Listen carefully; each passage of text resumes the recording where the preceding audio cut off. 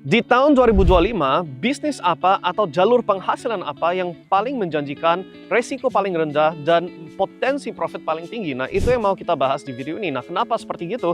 Karena kayaknya orang mulai ngeh deh. Ini saya lagi rekam 11 Maret 2025, dan sekarang di Maret 2025, orang mulai ngeh. Oh, hampir semua pasar lagi drop. Saham drop. Cryptocurrencies drop.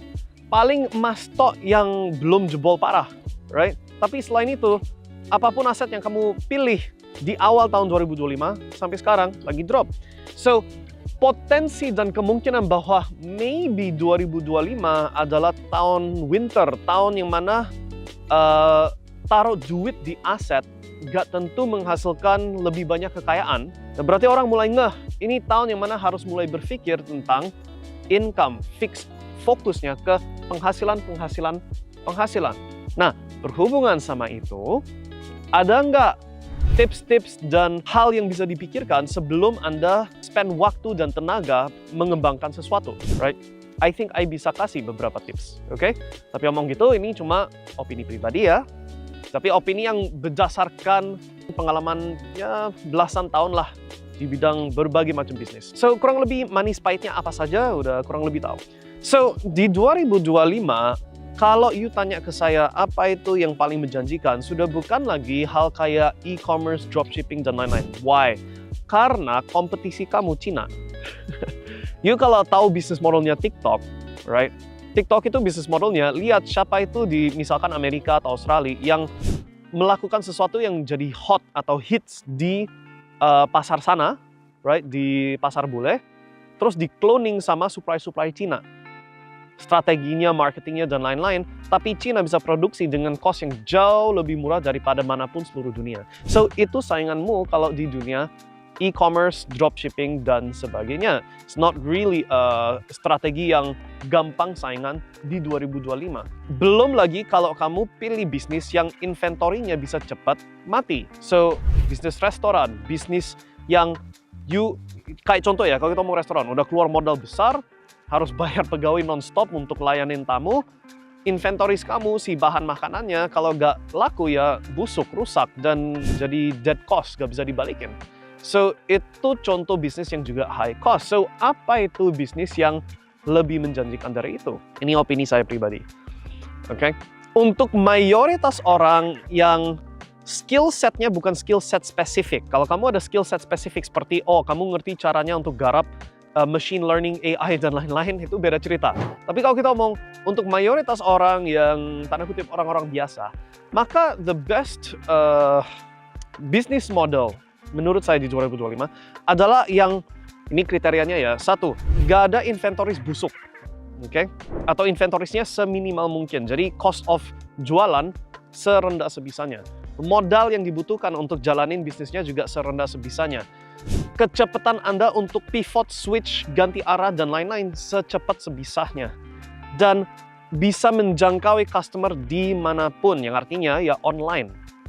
Kalau menurut saya, that's the best starting point. And then, okay, apa itu yang memenuhi kriteria itu semua? Ya berarti jenis usaha yang satu online, dan yang dijualkan adalah sesuatu hal yang bisa dijual secara digital. Okay?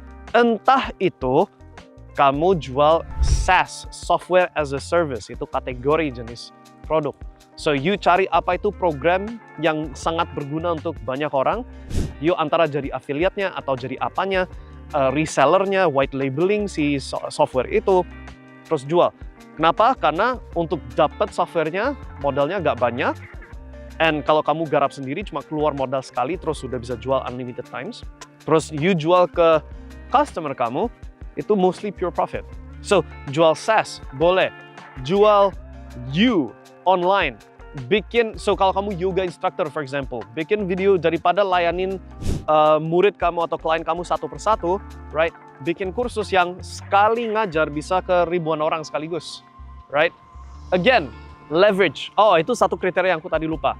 Selain yang di atas, juga perlu kriteria bisa dijadiin skala besar, diduplikat jadi besar, oke? So, kalau jalurnya misalkan freelancer itu yang, menawarkan jasa sendiri online, maka you ada cap-nya, ada batasnya. Kalau udah terlalu banyak klien, udah gak bisa tanganin lebih.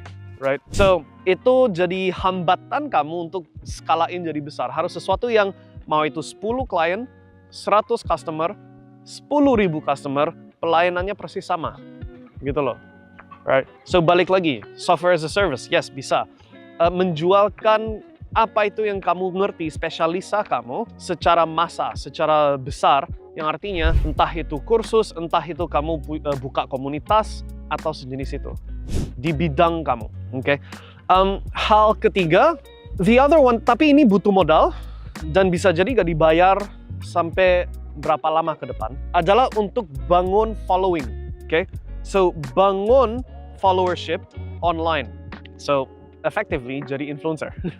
Right? Kenapa? Karena dengan you ada attention dari banyak orang, maka itu buka pintu ke banyak jalur lain. Entah itu kamu mau bikin live event, bisa. Entah mau sponsorship deal, mau partnership sama bisnis lain untuk audience kamu, bisa. Dan lain-lain. Tapi ini semua sesuatu hal yang you perlu bangun itu, gak dibayar sampai belakangan, tapi belakangannya besar. Kalau you tanya ke saya, what's the best option untuk Anda sekarang ke depan, posisinya belum punya usaha, pengen punya usaha, pengen penghasilannya dinaikin, maka itu kriterianya dan kemungkinan besar it's online.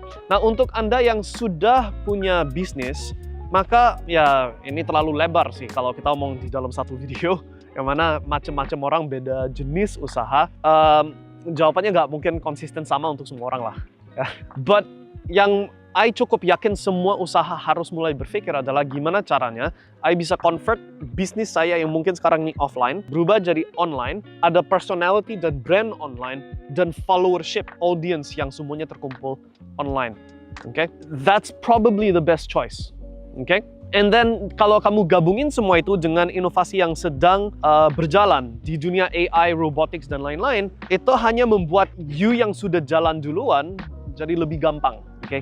Karena hal yang dulu butuh tim besar, butuh banyak programmer, editor, admin, dan lain-lain, dengan AI makin kuat, lama-lama setiap sektor kerjaan ini, editing, programming, CS, dan lain-lain, mulai bisa disubsidi, dibantu sama si AI gitu. Oke? So, that's my take. Itu opini saya pribadi tentang ini 2025, you mau ke mode penghasilan, larinya ke arah situ. Oke?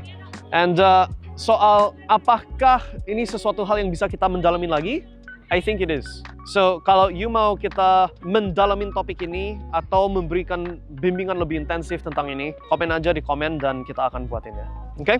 Sukses selalu, and semoga itu memberikan Anda inspirasi apa yang harus dilakukan sekarang di 2025. Sukses ya, bye.